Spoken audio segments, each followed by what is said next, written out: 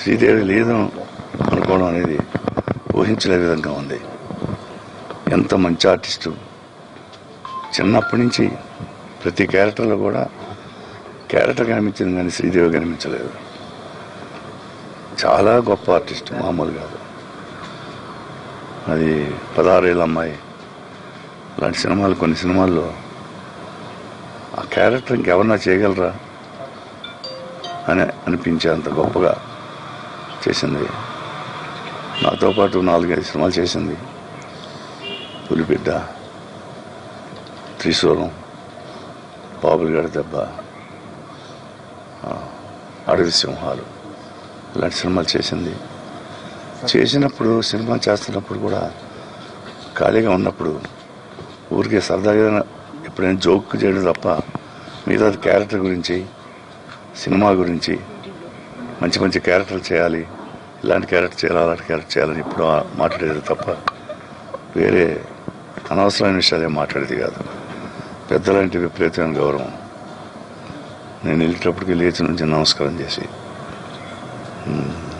నేను కూర్చున్న తర్వాత కూర్చునేది. అంత మర్యాద. నాకే కాదు, సినిమా ఇండస్ట్రీలో పెద్దలందరికీ కూడా అంత గొప్ప గౌరవం ఇచ్చేది. తను కూడా అంత గౌరవంగా బతికేది. చాలా మంచి క్యారెక్టరు, చాలా మంచి బుద్ధి.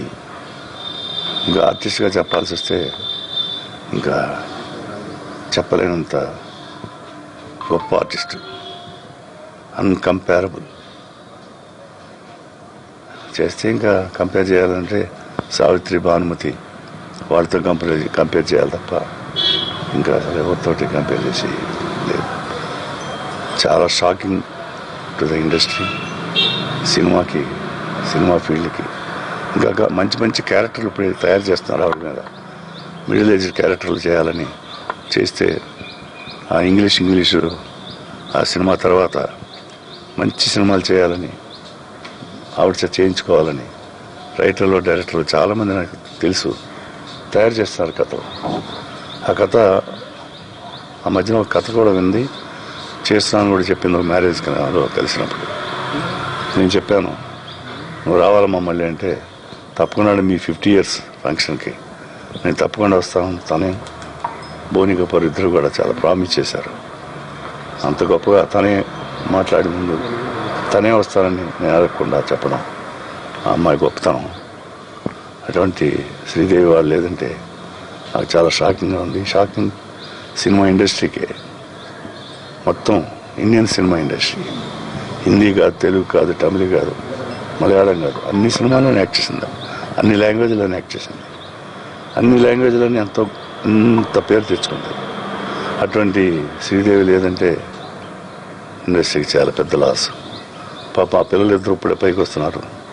కూతురు కూడా హీరోయిన్గా యాక్ట్ చేస్తుంది. ఆ అమ్మాయికి కూడా మంచి పేరుంది.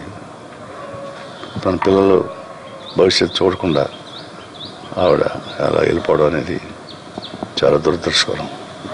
ఆ పిల్లలకి, ఆ ఫ్యామిలీ మెంబర్స్కి అందరికి కూడా నా ప్రకార సానుభూతి.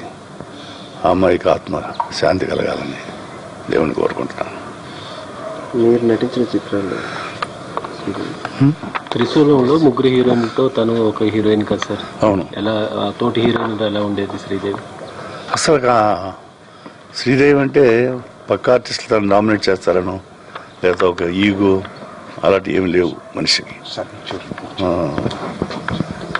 చాలా చాలా అసలు చాలా సోషల్గానే చాలా స్పోర్టివ్గా ఉండేది అమ్మాయి. ముగ్గురు హీరోయిన్లతోనే ముగ్గురితో హ్యాపీగా ఉండేది, సరదాగా ఉండేది. మాతో సరదాగా ఉండేది, అందరితో సరదాగా ఉండేది. రాఘవేంద్రం మేమందరూ జోకులు వేస్తూ కూర్చొని సరదాగా మాట్లాడుకున్నాడు. గొప్ప క్యారెక్టర్, మళ్ళీ దాని గురించి చెప్పడానికి ఏమీ లేదు. Okay, thank you. ఏంటండి, వీడియో నచ్చిందా? అయితే ఓ లైక్ వేసుకోండి, లేదంటే ఓ కామెంట్ చేయండి. ఎప్పటికప్పుడు మా వీడియోస్ చూడాలంటే సబ్స్క్రైబ్ చేసుకోండి.